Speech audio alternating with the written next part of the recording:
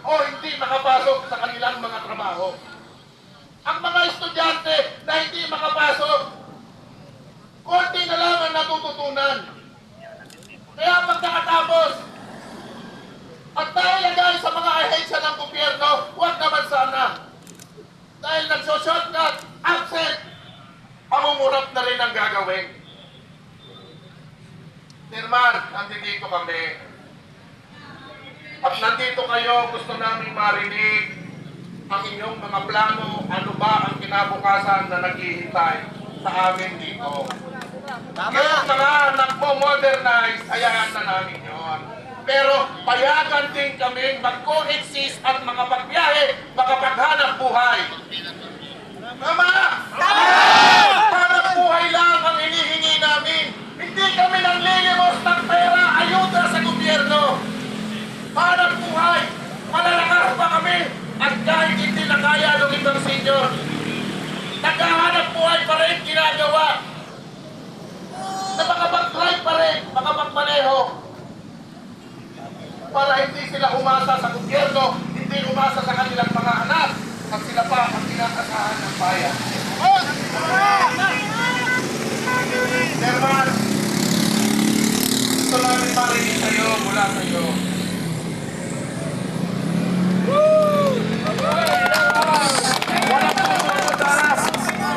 Walang tutukod, tumabi lang tayo. Walang magulo, hindi tayo ganyan. Hindi tayo maririnig kung tayo ay magkakagulo. Okay? Magandang umaga po sa inyo lahat. Umaga po! Ako, handa ako makipag-isipan sa inyo lahat. Kung ako'y nasa LTO, sabihin nyo sa akin ang request nyo na hindi na magbigyan. Sabihin nyo ngayon, meron ba kayong request sa akin? Doon na sa LTO ko, hindi ko na magbigyan. Meron ba? Hindi isa! Kahit nahuli na! Basta driver! Kasi hanap ko ay hanap nyo! Lahat! Na magbibigyan! Totoo yan! Yan kay Pati. Wala po pa akong 2 buwan. Wala pa ako akong 2 buwan. Anong unang-una kong inatupag? Na mag-apply kayo kagad. Totoo yan! Alam na, basta. Pero po lahat na desisyon akin. Diba? Hindi lahat po na desisyon akin. Kung ilan grupo pumunta rito, ganyan, katulad ko rin. Diba? Nag-duel ka. Ayaw! Huwag! Huwag daw kayo parehistruhin! Pero nanindigan pa ito, sino po ito? Pero nanindigan ako! Nanindigan ako! Hindi pwede hindi! Kung yan, meron ng mga co-op, NFTC! Hanap buhay lang naman kasi yan. Diba? Hanap buhay. Naiintindihan ko yan. Iba ang pananaw ko.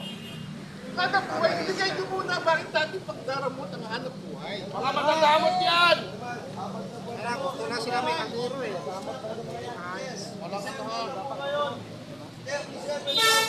Ano yan, Chairman? Tanggalin yung ingay.